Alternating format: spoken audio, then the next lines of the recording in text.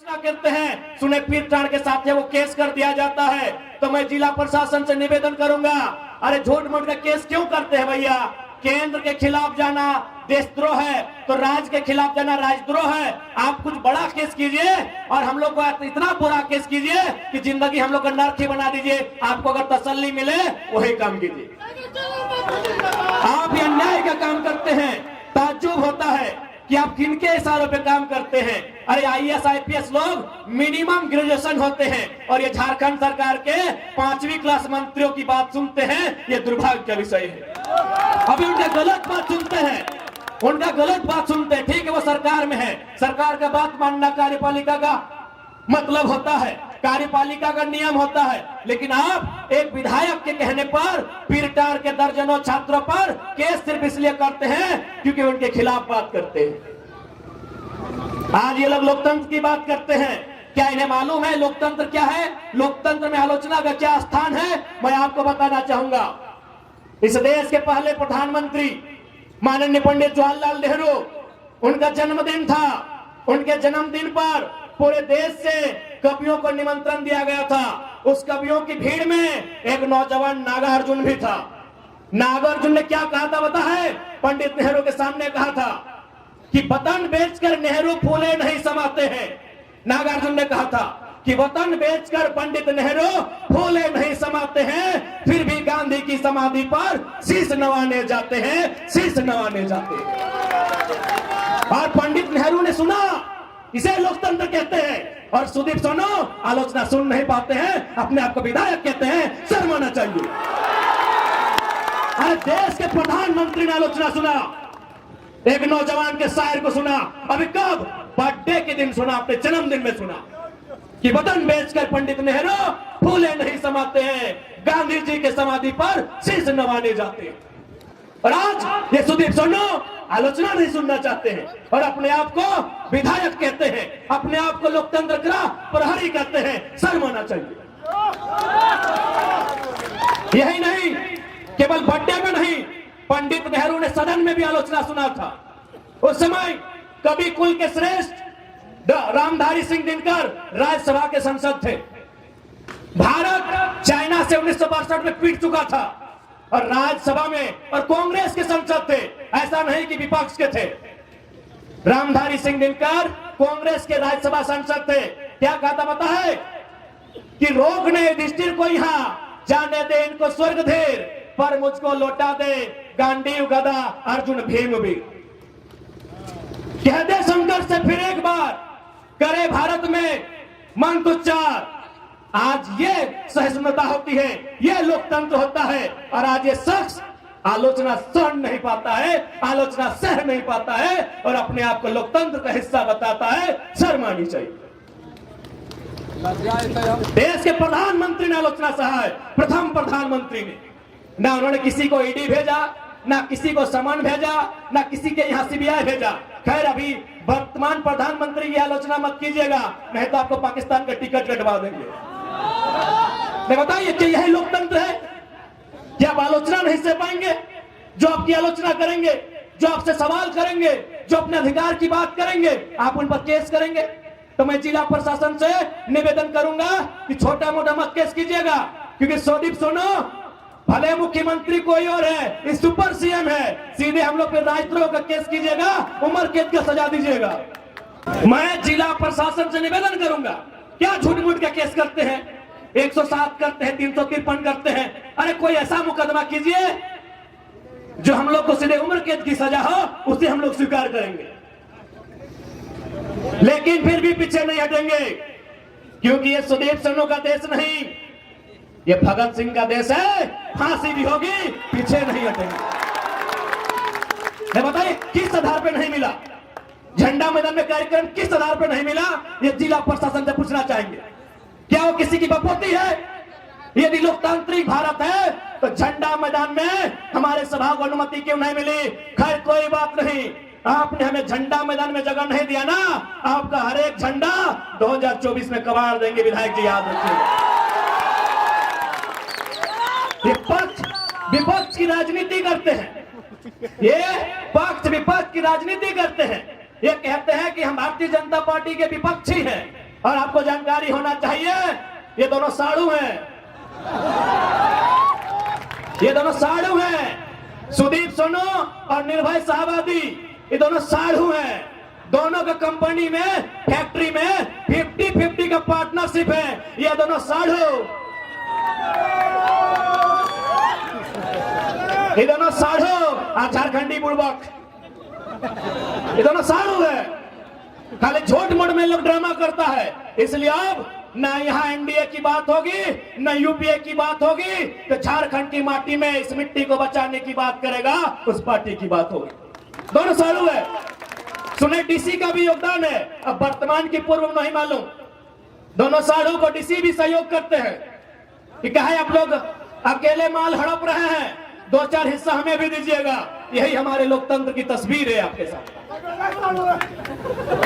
इसलिए आज इन लोगों को सबक सिखाने के लिए, इन लोगों को इनकी औकात बताने के लिए, आप भी सोचते होंगे कि भाई झारखंड में 14 लोकसभा है, जमशेदपुर में आपका डिमांड है, रांची में आपका डिमांड है, धनबाद कोयला नगरी में आपका डिमांड है, आपने गिरिडीह को क्यों चुना?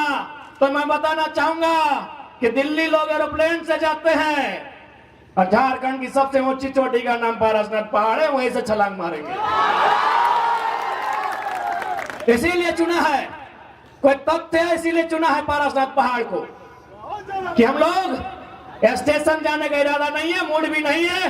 यही पारसनाथ की चोटी 4480 फीट की ऊंचाई में जो पारसनाथ है, वहीं से दिल्ली जाने की तैयारी है। ये आशीर्वाद और दुआ आपका होना चाहिए, ये संदेश लेकर आए आज। और हम लोग कहना चाहेंगे, यदि गिरिडीह लोकसभा हम लोग फतह करते हैं, जैसा हमें जानकारी है, गिरिडीह लोकसभा में सिर्फ टाउन में केवल सदर में 200 प्लांट है, केवल सदर में 2000 फैक्ट्रियां हैं, और हर एक फैक्ट्रियों में, हर एक प्लांट में यहाँ के विधायक सांसद दोनों को दक्षिणा जाता है, दोनों को चंदा जाता है। हम लोग वचन देते हैं, अगर गिरिडीह फतह करते हैं तो चंदा के धंधा को बंद किया जाएगा और उसे रोजगार का सृजन किया जाएगा। आज बताइए क्या नहीं दिया हमने? आज गिरिडीह में सीसीएल, धनबाद में बीसीसीएल, रामगढ़ में सीसीएल, गोड्डा में एसीएल, रांची में CMPDI, coal India of India. India में जो कोल इंडिया है उसकी 8 यूनिट होती है। सुदीप सोनू जी भी थोड़ा सुन लेंगे, क्योंकि हमको उम्मीद है नहीं जानते हैं। यही तो खासियत है कि हम केवल लीडर नहीं है विधायक जी, टीचर भी हैं। वीडियो देख के सीख लीजिएगा, सीख लीजिएगा। और ऐसे भी हमारे भाषण का नकल करते हैं, उनके सहयोगी हमें बताए हैं। विधानसभा के भीतर हमारे भाषण को इन्होंने नकल करके रखा है। अच्छी बात है, बच्चे, इस बच्चे के लिए गर्व की बात है। तो सुनिए माननीय विधायक जी, क्योंकि हमने कोयला पे बात किया है, गिरिडीह में सीसीएल है। कोयला की 8 यूनिट होती है कोल इंडिया की, BCCL, CCL, ECL, WCL, NCL, MCL, SECL, CMPDI, 8 unit होती है। और दुर्भाग्य का विषय आपको बताएंगे कि 4 यूनिट झारखंड में है। बीसीसीएल झारखंड में, सीसीएल झारखंड में, ईसीएल झारखंड में, सीएमपीडीआई रांची झारखंड में, और हेडक्वार्टर कलकत्ता में है। ये झारखंड का दुर्भाग्य है। इसलिए आज कोयलांचल की नगरी में हम ये भी संदेश देंगे कि यदि गिरिडीह संसद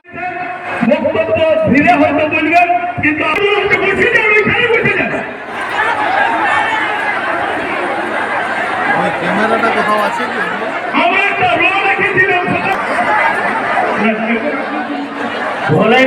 जब से हमारी एंट्री लोकसभा में हुई तो विधानसभा, माफ कीजिएगा, लोकसभा के स्पीकर के सामने, माननीय प्रधानमंत्री जो उस समय होंगे उनके सामने हम सीधा सवाल करेंगे कि यदि कोयला के 4 यूनिट झारखंड में है तो हेडक्वार्टर कलकत्ता में क्या कर रहा है? चलिए झारखंड लेके आइए, झारखंड लेके आइए। हेडक्वार्टर धनबाद होगा, बोकारो होगा, रांची होगा, गिरिडीह होगा, कलकत्ता नहीं होगा। अब अन्याय झारखंड नहीं सहेगा, नहीं सहेगा झारखंड अब अन्याय। बताइए, आप ही बताइए, क्या हमारी मांग गलत है? 8 यूनिट में 4 यूनिट झारखंड में, हेडक्वार्टर कलकत्ता में। लेकिन दुर्भाग्य देखिए, आज 23 साल के झारखंड में कोई सांसद ऐसा नहीं हुआ जो ये सवाल सदन में करे कि कोयला का हेडक्वार्टर अब कलकत्ता नहीं धनबाद होना चाहिए। है सबको हिस्सा जाता है, सबको हिस्सा जाता है। कोयले की काली कमाई में सबका हिस्सा जाता है, इसलिए आज तक किसी ने सवाल नहीं किया। और एक ताज्जुब की बात आपको बताएंगे, दामोदर वैली कॉरपोरेशन, हिंदी में दामोदर घाटी निगम, उसकी परियोजना कहां है पता है? धनबाद नदी में दामोदर के किनारे, बोकारो में दामोदर नदी के किनारे, रामगढ़ में दामोदर नदी के किनारे, हजारीबाग चतरा लातेहार में दामोदर नदी के किनारे, हेडक्वार्टर कलकत्ता में है। ये सवाल संसद में होगा। कितना अन्याय हुआ है झारखंड के साथ। यदि हम उस दास्ता को कहने लगे तो ये सूर्यास्त हो के उदय होगा, अस्त होगा, फिर उदय होगा, लेकिन हमारी दास्ता कम नहीं होगी। आज इतना जुल्म केवल और केवल झारखंड में हुआ है। इसीलिए किसी ने कहा कि हमार पानी हमार पसीना, कि हमार पानी हमार पसीना और बिजली जले तो शेख हसीना। हमें एक बात कहेंगे, हमें बांग्लादेश की प्रधानमंत्री शेख हसीना से आपत्ति है, बाकी हमारे फरजान भाई हैं, इनकी भी फुआ शेख फातिमा है, उन बिजली जलाए हमें आपत्ति नहीं है। हाँ, हम कहना चाहेंगे हमारे फरजान भाई हैं, आधे शेख साहिद भी आए हैं, सानिया बहन भी आई है, और रिजवान ऑलरेडी है, और हमारे रोकी शेख भी हैं, तो उनकी भी फुफी जान का नाम शेख फातिमा है। वो बिजली जलाए हमें आपत्ति नहीं है। हमें ये आपत्ति है कि पानी हमारा पसीना हमारा बांग्लादेश की प्रधानमंत्री क्यों जलाएगी, ये बात की आपत्ति है। बाकी हमारे फरजान भाई हैं, इनकी भी पुप्पी जान का नाम शेख फातिमा है, वो जलाए हमें कोई आपत्ति नहीं की बात है। ये तकलीफ की बात है कि झारखंड के साथ इतना दुराचार होता है। इसलिए आज उन दुराचार को रोकने के लिए, झारखंड में सदाचार को बहाल करने के लिए, कदाचार को मिटाने के लिए आज झारखंड के जनमानस को, झारखंड की युवा पीढ़ी को, राजनीतिक महत्व को, राजनीतिक समझ को आपके अंदर एक चेतना बनाकर जागृत करना होगा। क्योंकि राजनीति से ही देश चलता है, राजनीति से ही राज्य चलता है। राजनीति से दूर भाग के आप विकास उन्नति की बात नहीं कर सकते। आज बताइए, ये अन्याय ही है। इसी बिहार प्रदेश में एक विधेयक आता है, उस विधेयक का नाम होता है 75% आरक्षण। माननीय राज्यपाल बिहार के उसे स्वीकार कर लेते हैं। इसी झारखंड में और एक विधेयक आता है, सेम टू सेम, वहां 75 था, यहां 77 था। राज्यपाल वहां स्वीकार करते हैं, झारखंड में अस्वीकार करते हैं। ये झारखंड की तस्वीर है। झारखंड में राज्यपाल भी देखिए क्या काम कर रहे हैं। राज्यपाल भी देखिए किस कदर बायस्ड होकर काम कर रहे हैं। राज्यपाल जो एक महामहिम का उत्तराधिकारी कहा जाता है, राष्ट्रपति महोदया का उत्तराधिकारी राज्यपाल को कहा जाता है। आज बताइए वे भी क्या काम कर रहे हैं। यही बिहार में स्वीकार और झारखंड में दरकिनार। ये झारखंड की राजनीति है, बताइए आप। इसलिए आज इस बात को समझना होगा, बिहार में क्यों पारित हुआ पता है? बिहार में 243 विधायक बैठते हैं, 243 के 243 कट्टर बिहारी हैं। बहुत खुशी की बात है, क्योंकि ये लड़ाई झारखंडी बिहारी, झारखंडी बंगाली की नहीं है। बिहार में ये पारित हुआ। बिहार में 243 विधायक कट्टर बिहार के निवासी हैं। यहाँ झारखंड में आधे गैर झारखंडी हैं और आधे अगर झारखंडी भी हैं तो माटी के प्रति ना उनका प्रेम है, न समर्पण है, केवल लूटने की मनसा है। इसलिए यहाँ कोई विधायक ठीक से पारित तक नहीं होता। इसलिए आज तमाम नौजवानों को इस राजनीति को बदलना होगा और विश्वास कीजिए, विश्वास कीजिए। जिस दिन नौजवान आई हेट पॉलिटिक्स नहीं, आई लव पॉलिटिक्स कहेंगे, कसम से बदलाव होगा। आज एक वो लड़का, साधारण सा लड़का, 2 साल पहले जिसको कोई जानता नहीं था, आज राजनीति में ईमानदारी पूर्वक आया है, समर्पित भाव से आया है और संविधान को पढ़ के आया है, इतना ताकतवर बना है कि गिरिडीह और धनबाद में लोग हिम्मत नहीं कर रहे कैंडिडेट कौन होगा।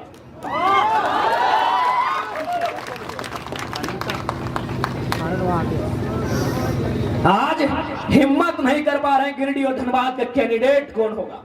एक लड़का, एक 29 साल का लड़का आज दुनिया की, इस विश्व की सबसे बड़ी पार्टी को सोचने पे मजबूर किया है। सोचिए, एक की जगह जिस दिन 1000 नौजवान ऐसे आएंगे, क्या बदलाव राज्य में हो सकता है। सोच के देखिए, एक लड़का, एक आवाज, एक दहाड़, और दिल्ली आज डगमग है। आज माननीय अमर कुमार बावरी भारतीय जनता पार्टी से विपक्ष का नेता है, इसमें उनकी काबिलियत नहीं है महोदय, क्योंकि वो जेबीएम से विधायक थे, दल बदलू है, लेकिन फिर भी भारतीय जनता पार्टी में सम्मान मिला क्योंकि आंदोलन हो रहा था बोकारो में, और आंदोलन टाइगर जयराम महतो कर रहा था। यही मांडू के विधायक माननीय श्री जयप्रकाश भाई पटेल आज विपक्ष के सचेतक बने हैं, ये भी दल बदलू है, झारखंड मुक्ति मोर्चा से बीजेपी में गए हैं। ये सम्मान उनकी योग्यता पे नहीं मिला है। देखा कि कौन लड़का है, नारे एक रे घरवा के लग रहे जाट भैया लगो, चलिए एक ऊपर उठाइए, एक को ऊपर उठाइए, अगला को दबाना है। तो ये 2 साल का रिपोर्ट कार्ड है आपके सामने। एक महोदय गए रामगढ़ से सांसद राज्यसभा, बुढ़ारी उम्र में गए हैं। क्यों?